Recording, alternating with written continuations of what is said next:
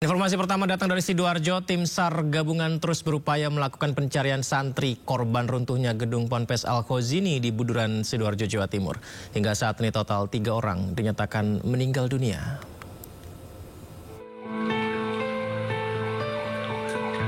Korban meninggal dunia akibat ambruknya bangunan musola Pondok Pesantren Al-Khozini di Sidoarjo, Jawa Timur bertambah 2 orang.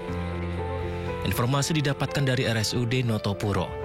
2 korban bernama Muhammad Mashudul Haq, 14 tahun, warga Dukuh Pakis, Surabaya, Jawa Timur, dan Muhammad Soleh, 22 tahun, asal Bangka Belitung. Sebelumnya 1 korban dilaporkan lebih dulu meninggal dunia atas nama Alvan Ibrahim Afik, 14 tahun, asal desa Lomair, Kecamatan Blega.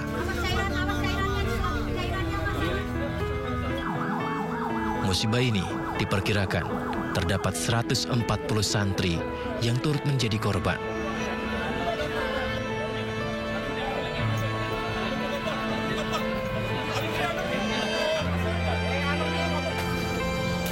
...102 diantaranya telah berhasil dievakuasi, sementara 38 korban lainnya diduga masih terjebak di reruntuhan dan proses evakuasi masih berlangsung hingga saat ini.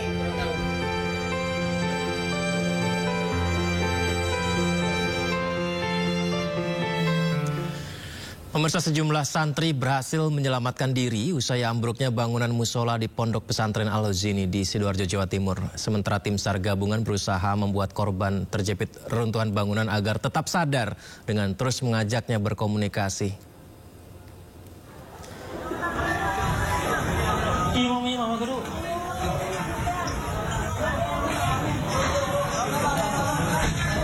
Ya pemirsa, inilah situasinya di tengah reruntuhan bangunan dan debu yang berhamburan di udara. Kita bisa saksikan detik-detik sejumlah santri berupaya menyelamatkan diri dari bangunan musola yang ambruk, dan momen ini sempat terekam video amatir warga. Santri-santri yang sempat terjebak di dalam runtuhan bangunan menyelamatkan diri dengan merangkak perlahan keluar dari bangunan yang ambruk. Sejumlah santri lainnya membantu korban untuk keluar dari runtuhan bangunan, sementara beberapa santri lain terlihat panik karena menyaksikan langsung rekan-rekannya menjadi korban.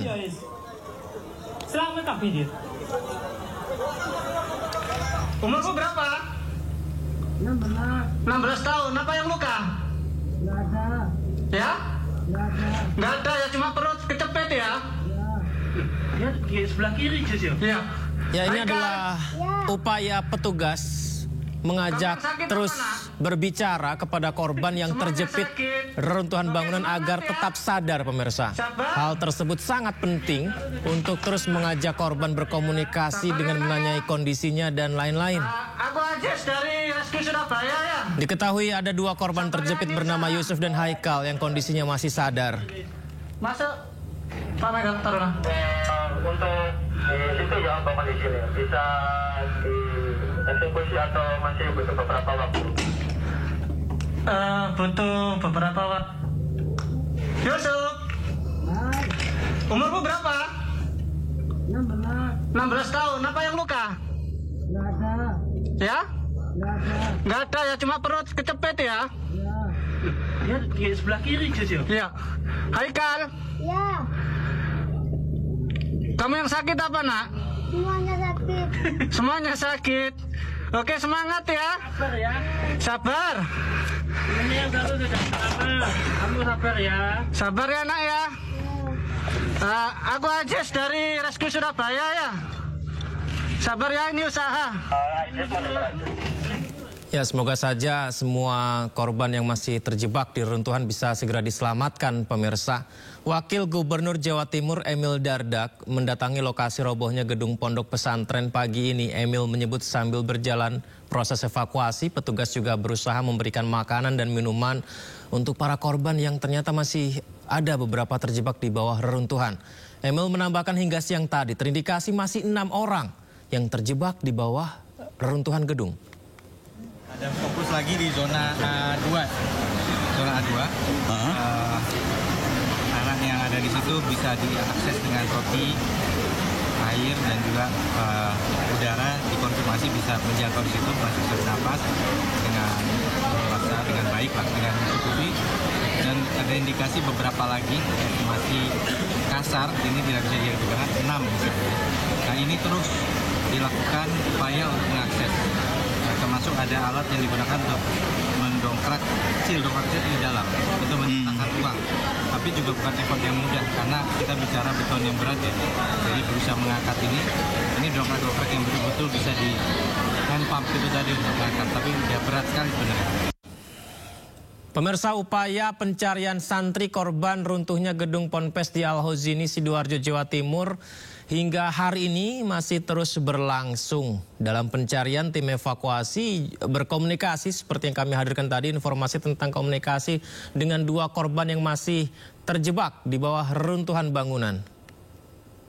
Yusuf, umurmu berapa? 16 tahun. Apa yang luka? Nggak ada. Ya? Nggak ada ya, cuma perut kecepet ya? Haikal? Ya,